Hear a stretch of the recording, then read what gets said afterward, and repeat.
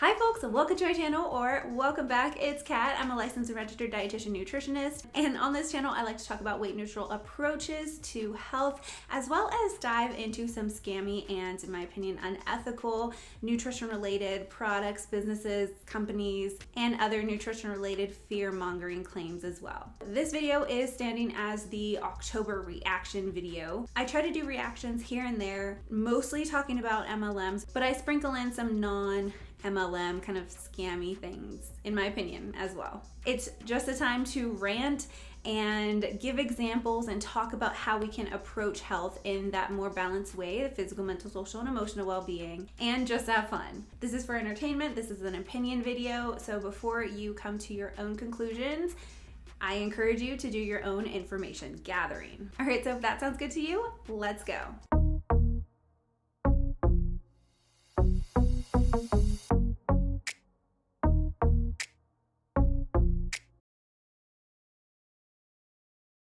All right, let's jump right in. Now, this one requires a little bit of background. So I did a video a few months ago about this person's intuitive eating course. She is a top Beachbody coach, and I was very concerned about the program because it was branded as intuitive eating. And it had, from what I could see and also what I have since confirmed, that it does not have any of the actual intuitive eating principles within it. And how she described it and overall her eating in general was not and has not been really aligned to true intuitive eating. Now, intuitive eating is an actual program. It has principles. It's not just this kind of idea or style of eating that someone can just put their own kind of definition on. I mean, I guess they can, but it's an actual framework created by two registered dietitians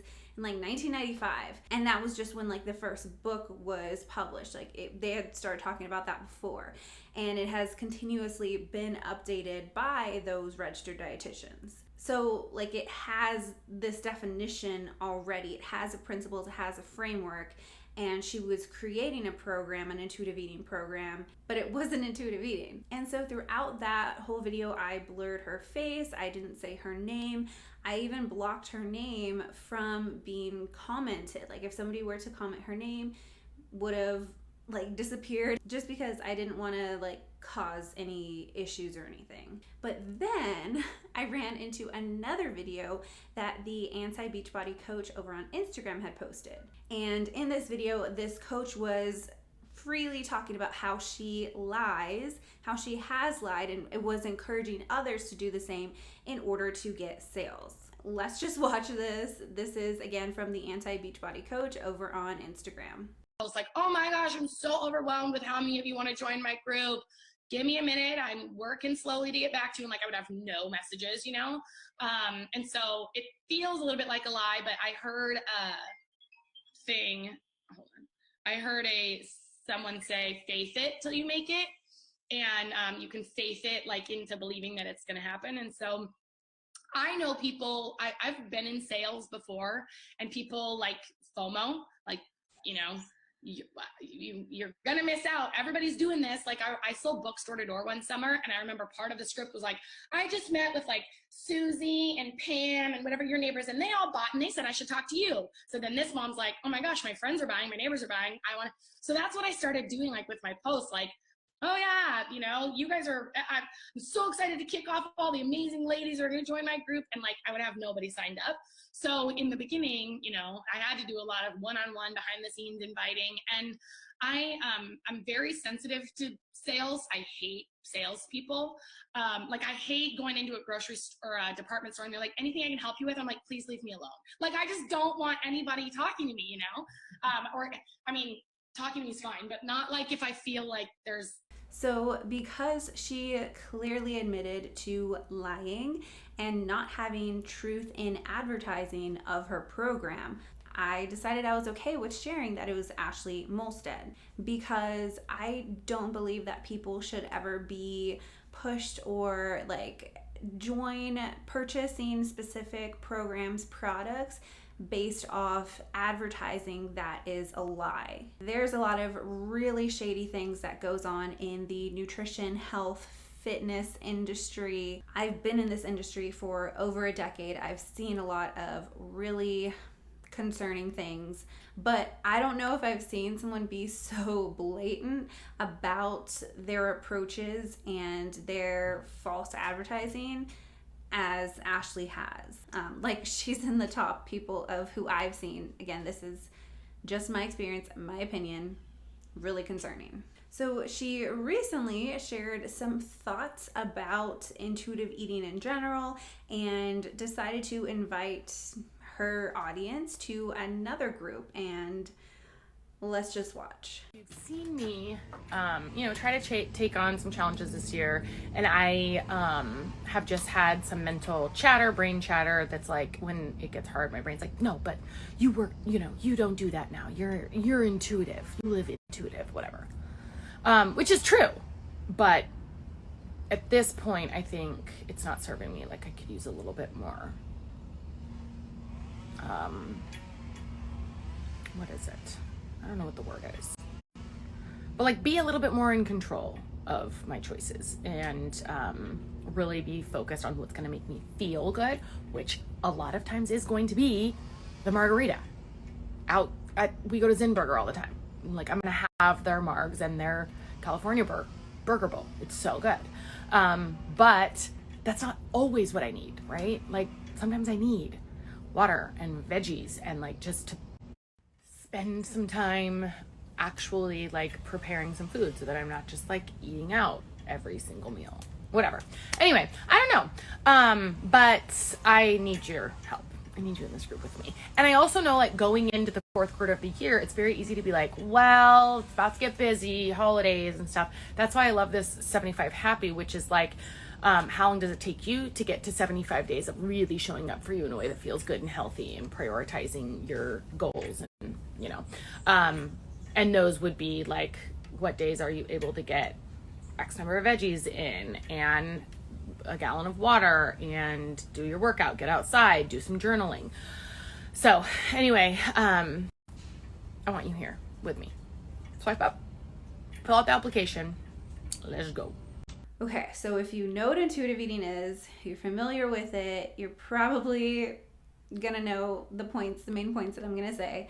So at first, she mentions that she could use a little bit more control or be more in control of her choices. Another point she makes is that she really wants to be focused on what's gonna make her feel good. She mentions having her margarita and her burger bowl, but that's not always what she needs. And sometimes she needs like water and veggies and spend some time actually like preparing food and not just eating out every meal. But she needs our help, and she needs us in this group with her. I cannot explain, I don't even know what the right word is. She already corrupted, I don't know if that's the right word, the term intuitive eating the first time when she created her program and she was selling her program. She already did that to her audience once. And now she's going and doing it again. I would love for her to explain where in the intuitive eating framework and the principles, where it says that she can't make choices or that it doesn't allow for choices and that it doesn't focus on what actually makes her body feel good and that she can't eat veggies, drink water, and doing food preparation as a plan of care. Her explaining about what she needs right now in the season and explaining that she needs to do something maybe outside of intuitive eating really is a great example. It shows how she really doesn't know and understand what intuitive eating is. I never fault people for not knowing what intuitive eating is because it can sound a little bit confusing from the outside.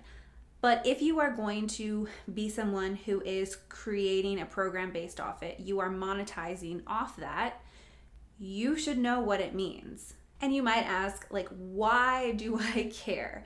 I care because there have been so many people who have gotten food freedom, who have experienced food freedom from actually following intuitive eating, following the framework, following the principles, and finding that way how to eat in a way that nourishes their physical health and doesn't harm any of those other aspects of health. It's an amazing program that does take into account how you're feeling, and we can implement even medical nutrition therapy within the framework. She just seems to have this idea that eating intuitively means eating out all the time and eating burgers and margaritas and not caring about how you're feeling or what really nourishes you. Eating a salad can be part of intuitive eating. And just like as I mentioned in my intuitive eating, the Does Intuitive Eating Really Work video, most of the time when I hear people talk about, and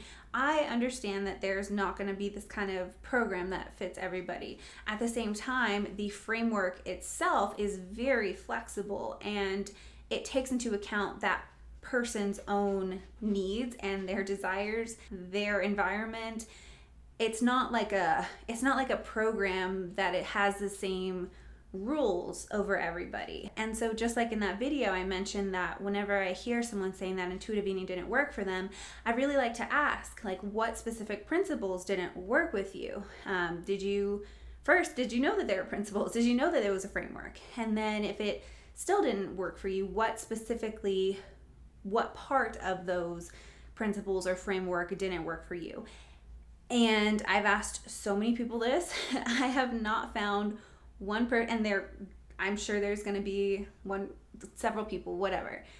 I personally have not, up to this point, found somebody who has actually truly implemented the framework who said that it didn't work. And then from there, I ask, well, what does work mean to you? Because that's a whole nother topic. But yeah, I just wanted to update you on this situation, on this specific person, because as I mentioned in the deep dive of her intuitive eating program before, it's still something that I would not recommend to anybody who did actually want to learn about intuitive eating. And I just feel like this new 75 Happy whatever program is just another way to monetize her audience, which there's nothing inherently wrong with that if people are following her for a reason. But I think it's just important for those people to be aware and to know, like, this is part of the cycle. This is what the dieting industry really shows, and that is create one program, have people go through it, say like they need this program, like this is the best program, have them go through it, and then once they're done, you get all of their money. Then you create a different program and you invite them to that, have them partake in that, say they need this, like encourage them, invite them. Once they do that program and they give you all the money, you move on to a different program. This is part of the cycle. This is what we see in companies, MLM and non-MLM related. And I just feel bad for the people who are following her and her advice and who are like, I'm gonna do this next program. It's gonna be like exactly what I need, gonna be good. And then a couple months down the road, they have to invest in a different program. That's just not how I work. I like to encourage people. I like to give people the skills and the internal tools that they can use so that they don't have to continue working with me. I am always upfront and I'm like, when you're ready to go, like, go. I want you to fly away. I don't, as much as I love the people who I work with, I would see it as a failure on my part if I continue to work with them program after program after program. They learn the skills, they learn the internal tools, they can go on with having those sustainable practices that support that physical health and also don't harm that mental, social, or emotional well-being. It's nothing fancy. That's how, in my opinion, healthcare, that piece of healthcare, that's how it should work, in my opinion. Okay, so moving into the next reaction. This is actually from a sponsored post on my Instagram. I saw it and I just could not get over when I watched it. For some people, they're gonna probably think I'm overreacting. I'm okay with that. I think that the messaging is harmful. I think the messaging, it just adds more food fear, confusion, concern around food. And yeah, so the advertisement is about milk production, milk support in breastfeeding, being pregnant. It is like all of the ads that I see on Instagram right now. So let's just watch this one. I'm going to be stopping it a few times because I have a few things to say. Are we? You must be drinking body armor to get that much milk. Give me that body armor. Thank you. Can you read the ingredients on this?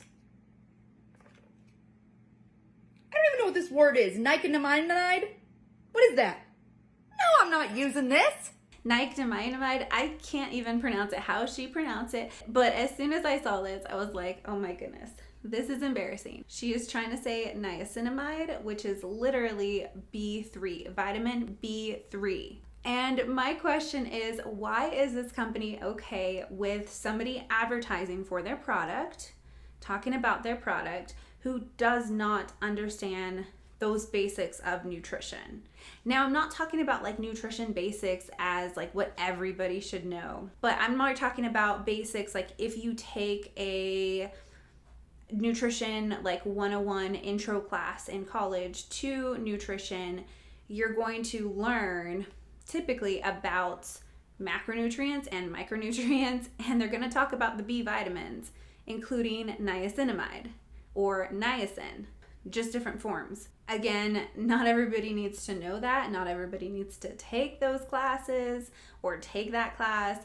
But why would an advertisement use somebody who is trying to sell their product, their nutrition product, who doesn't know that that is a basic vitamin, like a B vitamin? If this was outside of the article, I really would not care. The fact that they are selling, in my opinion, off nutrition ignorance is unethical. And when I say ignorance, I don't mean that person as a whole.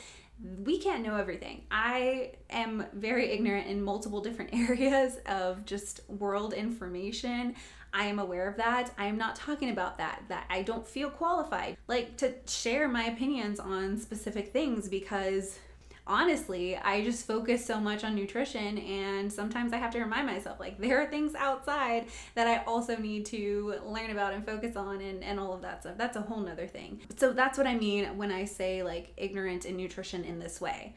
Again, not everybody needs to know this, but if you are selling that in an advertisement to have people be like, oh, I don't know what that is, it must be scary, it must be like a bad ingredient or something, that's unethical in my opinion. Just because you cannot pronounce something doesn't mean that it is harmful, and it doesn't mean that it is unnatural. There are a lot of things that are easy to pronounce that are natural and harmful. That whole idea of don't eat anything that has ingredients that you can't pronounce is just such a strange standard of safety and efficacy.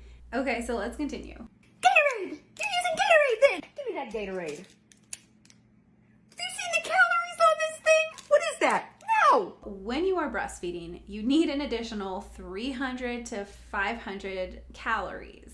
Now, I am not saying to go out and go get Gatorade as the source of those calories while breastfeeding, but her argument is specifically about the calories in that product. Like, there are other arguments that could be made outside of the calories that are within there, especially when you actually look at how many calories that is in that container, in that bottle, and realize that it's actually less than what is recommended, than what you need when you are breastfeeding. It's less than the 300 to 500. It's around like 200 calories. You would still need additional calories on top of that if that was your choice. Again, I'm not like specifically here encouraging Gatorade in particular for breastfeeding. With any of my clients who are breastfeeding, that's not something that I don't think has ever been brought up. I just have to say that because if I don't, I know somebody would post, oh, how much is Big Food and Gatorade paying you? Okay, so continuing. Pedialyte. Nope, that stuff tastes like syrup. Turn back around here. We drink greater than in our house. Everybody does, but especially me, because it's good for you. I know what's in it. I can pronounce the ingredients. The calories are not bad, and it helps me produce enough milk for 2 days in one pump session. Just based off of this advertisement, this is not a company that I trust. There are so many options that we can do, that we can implement when trying to get your milk supply up, or just as you begin to get into breastfeeding. There are so many things that we can do that are evidence-based without using this. Now, I'm sure if I didn't mention this, that I would get a comment being like, well, what about the product itself? Like, is it a good product? Or somebody saying like, this worked for me, it's still a good product regardless of the advertisement. To me, in addition to being safe and working, I believe that a company should act in an ethical way, even when advertising, and be information-based rather than fear-based. And I know in advertising, there can be some good arguments, good reasons why using a more fear-based approach can be helpful, or like a good reason to use it at certain times, but this is not it in my opinion. All right, so next up is one of our favorites, Autumn Calabrese, who is the creator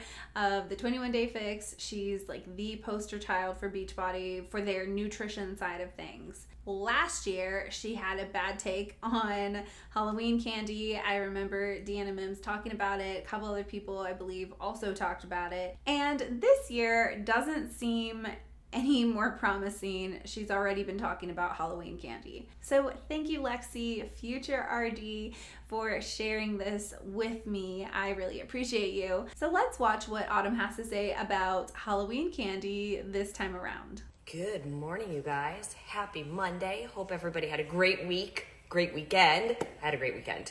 My birthday is this week, but we celebrated this weekend. So much fun with family and friends. But that's not why I wanted to come on and talk to you guys. I wanted to come on and talk to you guys about something else that just drove me crazy this weekend. And I was like, I got to talk about this, but I didn't want to do it over the weekend because I was taking the time to enjoy my birthday with my friends and my family.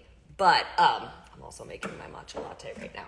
So I was at the grocery store the other day and I saw something, and I'll explain to you guys what I saw in just a second. And I actually took a photo of it.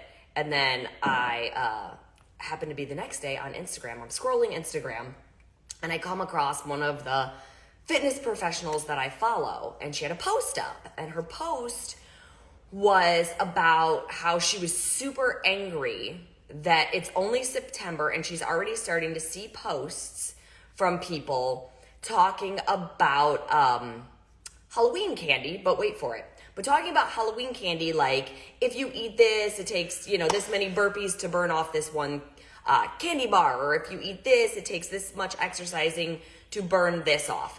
And here's what I'm going to say. I agree with that person, whoever that is. Keep on sharing that, because same. I feel the same. I appreciate what she had to say, and I don't appreciate what she had to say. Here's why. Her comment was that seeing all these posts is what starts or perpetuates the disordered eating mindset, right? And I understand what she's saying in some ways, but I want to say this. First of all, I don't want anybody to ever have disordered eating.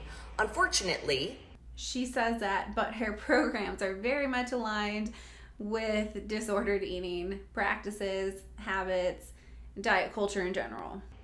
I think we already have disordered eating, guys. We have disordered eating in a lot of ways because we want to sugarcoat everything, literally and figuratively. But it's about education, right? It's not about shaming somebody or making somebody go like, oh my gosh, I have to go do, 20 burpees to burn off the candy bar. It's about putting something tangible to what that candy bar means to your health, right? Because we look at it, so many people just look at it like, it's a little candy bar, I can have one, or it's bite-sized, so I can have 5 because it's small. And we're like, how could something that small impact my health? But that little small thing does have ramifications on your health when eaten in excess. And that's where I feel like we have a lot of disordered eating right now, is it's in the excess. It's in the, I can have it, I deserve to have it. Just do it. Don't worry about the consequences. And that is the bigger problem. Oh, that's not a good representation of what that does to someone's health, though. I think most people are aware that anything in excess can have some negative ramifications. So she says we have a lot of disordered eating right now, and that it's in the excess of I can have it. Tell me you don't know anything about eating disorders and disordered eating without telling me you don't know anything about it, Autumn. There is a phase in working through and recovering from some disordered eating, and it's a very normal and healthy and expected phase. The process can be part of overcoming food fear and learning to trust your body, or strengthening that body trust. So an analogy I love to use is one, if you kind of imagine yourself underwater breathing through a straw. That kind of represents somebody in the dieting phase. Kind of maybe they're doing something like the 21-day fix. That person is essentially on diet air while they're underwater and breathing through the straw. When that person decides to get out of the water and they now have access to all of the oxygen, all of the air that they can have, their body will naturally compensate. And usually at that point, they would be taking these large, deep breaths that don't really feel in control. Their body is kind of like taking in what has been restricted for so long. But after a while of being outside of the water, their body can breathe, it has enough oxygen in there, their body starts to relax a little bit. They don't have that same intake of air. The air is no longer this kind of thing that is being restricted. So they can then focus on other things than just the breathing and taking in those deep breaths as they were doing before. So the whole action that she's seeing of some people, what they're taking could very well be a normal, healthy response to dieting, an expected part of that recovery aspect. Now, do we want all people to stay in that phase of that deep breathing, those unintentional breaths of air? No, but that's why we have our Ds, to provide nutrition counseling to help with the implementation of that kind of like gentle nutrition approach. The aspect where they can do things, have that intake that is deeply nourishing and that promotes that physical health, but also doesn't harm those other aspects of health. And with her stated background and education, as she has talked about before, we've talked about before on this channel, she can't do that. And I'm not trying to be mean, it's just that's not within her scope of practice. So what she is saying makes complete sense for someone with her scope, but it is very harmful in my opinion, because there is so much more to the picture, so much more to the puzzle than what she can see. She's missing a lot of it. She's missing so much. To Autumn, she's not gonna watch this, but did it ever occur to you that some people are responding or acting in that way because of programs like the 21-day fix and the restriction that it involves? It feels like the Dunning-Kruger effect, honestly. Not to shame her or anything. If she does truly want to educate people and be seen as that expert though, which she is far from when it comes to nutrition, she needs to not share harmful information. It does more harm than good, in my opinion, and it creates more issues and confusion around disordered eating and recovery, treatment, response of it. So let's just continue. Really, that's the problem that we are facing right now as a society. So while this one person, and by the way, I love this person. I just, like I said, the post kind of bugged me, and it bugged me. Here's why. I'm explaining it, but even more, I had just been at the grocery store, was picking up some stuff for dinner, and it's September, you guys. It's like the middle of September. And I'm walking through the grocery store, and there is like an aisle and a half devoted to Halloween candy. I'm going to post the photo and the video that I took of it. This is what makes me mad. Why? Why is Halloween candy out in the middle of September? Halloween is one day at the end of October. It is October 31st. Maybe some people don't want to purchase it all at once. Maybe they want to purchase it slowly to build up their resources for trick-or-treaters. So they could be spreading it out over a few paychecks maybe. Some people might like to get it all at one time. Maybe they like to plan ahead. Some people might be trying to reduce outside exposure, being around a lot of people because of the pandemic, and potentially want to get the candy before the aisles become more busy. Like, you couldn't think of one reason, Autumn. Or maybe there's some earlier events. You know, we don't just have celebration of Halloween on October 31st. Like, there could be other fright fests and things going on between now and then. Why are we having monstrous displays of enormous, like 5-pound bags, literally 5-pound bags of Halloween candy in September? You're not buying that candy right now and giving it away in October. That's not what that's for. Some people can have a healthy relationship with food, and really they're not into the candy, or they just aren't feeling it right now. They can have it in their house. They can keep it there for later if they want. I mean, there are people who are now at the very, very beginning of October, because this was a couple weeks ago, but I already saw some Thanksgiving foods like the stuffing or cornbread kind of stuff already out, and people are starting to purchase them. Some people like to just be a little bit ahead. Like, it's okay if you want to purchase early. And I just feel like this goes along with the line of her idea of, you know, if you don't want to have it, or if it's not a healthy food, like, don't keep it in the house because you're going to eat it. When in reality, like, if you have a healthy relationship with that food, you can keep it in the house and not have it be something that is tempting. I mean, that is something that even it talks about in one of my favorite books, Exposure Therapy for Eating Disorders, and how sometimes when people feel like if they have something in the house that they have to consume it like all at once or in a very short amount of time, we can work through that. That doesn't have to be a forever thing, and that it might not be anything, you know, worrisome, but in some cases that can be a red flag that maybe that person's relationship around that specific food, it can, you know, we can spend a little bit of time discussing that and digging into that, because we can have foods that are quote unquote unhealthy or whatever, not whole, have them in the house and have them stay for a long time. I have several different kinds of cookies that are in my pantry that like hardly get eaten. Usually they end up being thrown away because they end up getting stale.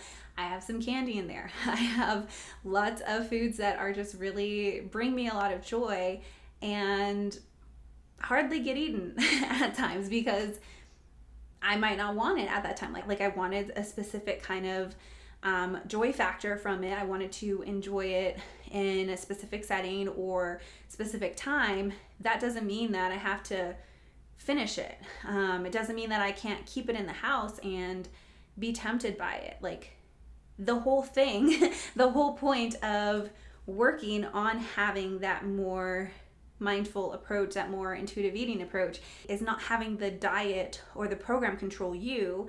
It's learning how to trust in your body and how to build that healthy relationship with food. So she's kind of telling on herself right there.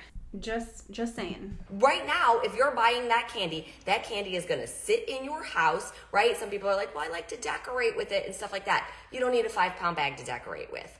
And that is exactly, yes, somebody put money. And that's the problem, you guys. And that's what I was so like bothered by and infuriated by, because by no means do we want to teach disordered eating or disordered mindset on either side of the coin, right? Meaning restrictive or beat yourself up for eating a little candy bar. But we also don't want to keep teaching and perpetuating this behavior of gluttony, of excess, of do it, it's okay, there's no ramifications. So to her, it's basically do it, I'll have all the gluttony, have no ramifications, or use these containers to track all your meals, all your food intake. Like that is how she's seen it, both extremes. It's mind-blowing to me, and I by no means talk about politics on here. That's not what I'm here for. But it is mind-blowing to me to see all the certain things that are being told to us that we have to do in the name of our health. Masks, things like that, right? And I'm all for our health, guys, so I'm not shaming that. But how is it that we keep demanding these one things and people are destroyed if they have a different opinion about it, but we're still selling cigarettes? Like, what in the actual F is happening? Because smoking, other than secondhand, that doesn't directly impact others. That's not contagious. You can't have your own intake of smoking, of cigarettes, again, unless you have, like, if you're harming someone else by introducing that secondhand smoke, that is an issue. I do have a problem if people are harming other people with secondhand smoke. Like, that's just not cool. But if they want to smoke on their own, that is not something that is contagious. Like, if somebody wants to do that to their own lungs, again, not talking about secondhand smoke, if they are going to smoke privately and potentially have that harm put on themselves, do whatever. You do you. That is not contagious. That is why. That is not the same thing. That is a false equivalency. That in the middle of a pandemic that affects our respiratory system, cigarettes are still for sale. Like, just let that sink in for a second. Like, does that not piss anybody else off? No, people can do whatever they want with their own bodies. You cannot catch, like, lung diseases related to smoking from other people smoking. Again, not talking about that secondhand smoke. The fact that she sees it, like, as the same thing is, one, really concerning, really upsetting. It is not the same thing. It is a false equivalency. That is, in my opinion, one of the most ridiculous, non-educated opinions about smoking versus mask mandates. I'm done with this video. Unfortunately, the next and final reaction, it involves Autumn again. I didn't even try to make this happen, but it popped up last minute. And we have to talk about it. So apparently, Autumn is now a gastrointestinal nutrition expert. She's putting out her own 4-week gut protocol. Now, GI health and GI nutrition is a very real, it is a evidence-based practice. Check out my gut video if you want more information on that. But again, looking at her scope, I am very concerned for anybody who has medical issues related to their gastrointestinal health to follow a program from Autumn. We already have so many great GI health related programs, protocols, evidence-based protocols that are not related to MLM in any way. So she posted, if you're dealing with gut issues, gas, bloating, irregular bowel movements, trouble losing weight, to name a few, you're not the only one. After years of dealing with my own gut issues, I've drawn on what I've learned from my journey to optimize my own gut health and have created a unique program that's easy to follow to help with yours. So she is drawing from her own experience. When personal experience, when you're talking about a nutrition related program, that can't fit with other people because other people's bodies are different, especially when we're talking about GI health. Again, if you haven't checked out my video about gut health, check it out because there are so many different approaches and different things to think about when we are addressing the gastrointestinal system. So it goes on. It all starts with the 4-week gut protocol, a unique, comprehensive nutrition program that follows a step-by-step elimination protocol to help identify and isolate some of the biggest inflammatory foods that could be contributing to the issues at hand. And because studies show moderately intense exercise can help positively impact your gut health, I also created 4 weeks for everybody to enhance the benefits of the 4-week gut protocol. Even if you haven't experienced gut issues, 4 weeks for everybody can be done on its own and is perfect for people who want to minimize impact on their joints. Of course, it's going to be for everyone. 4 workouts a week for 4 weeks with 0 impact. They don't have any impact? Okay.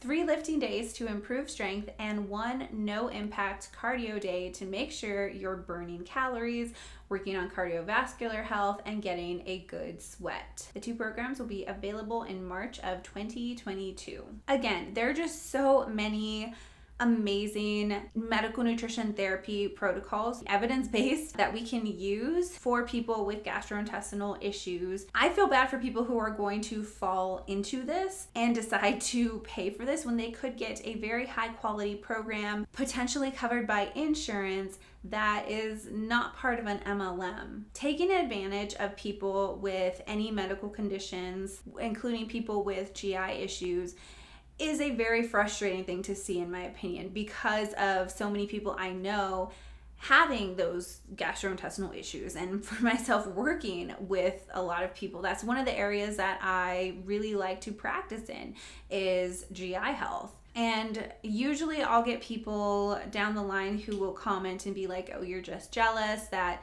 you know, this person, this company created this program and you just wish you could. I can do the same. I can create this like 4 protocol thing for gut health. Just wanted to throw this out there for people who would otherwise comment that I am jealous about Beachbody coming out with this program and that I wish I could do the same. I quickly put together this fake ad for this fake gut health protocol program, listing all the things I would cover if I'd ever do such a thing. The issue is that there are just so many factors to consider, and I'd hate to only include one thing when there could be another underlying issue. In all my years of practice, I have never seen 2 GI patients, whether in the hospital or as clients once moved to private practice, that presented or was treated that responded in the exact same way. I do want to create something similar to this in the future, but I'm going to have to be very careful, thorough, and be sure that people get their GI health concerns ruled out, that they have taken tests for exclusions, and that they know the red flags to watch out for before they ever begin a 4-week protocol. And that is way too short of a turnaround, so it wouldn't even be 4 weeks for that matter. So no, the emotion is concern and worry, not jealousy. Just putting that out there. And there are certain aspects of medical nutrition therapy that I will take and just switch around for different people. But that's the thing, like when you are working in GI health, it's very individualized. And I'm just gonna say it again, check out my gut health video because it describes some of the ways and how it is so individualized. And it just kind of reminds me of what we said about Ashlie Molstead on how they just keep creating new programs and new programs. It's just like this never-ending cycle of sell this program, make it seem like it's what everybody needs and like the best thing ever, have it go out for a couple months, and then talk about a new program and start selling that. Like, it's just this cycle. All right, so that wraps things up. If you would like to share your story or a post or video or something for my reaction, please feel free to send that over. All of the information is in the description box. And also leave a comment with your thoughts on these posts. Which one of these was the most wild in your opinion? I'd love to know. Be sure you're subscribed if you want to. If you're not already, I would greatly appreciate that. And hit that bell icon so that you're notified whenever I upload a new video. I'm glad that we could get a little bit of a break from Boo. There is so much to talk about. My next deep dive is going to be on Mode Dare, so be on the lookout for that. That's it from me, and remember, you can strive for health without subscribing to diet culture. All right, I'll see you later. Bye.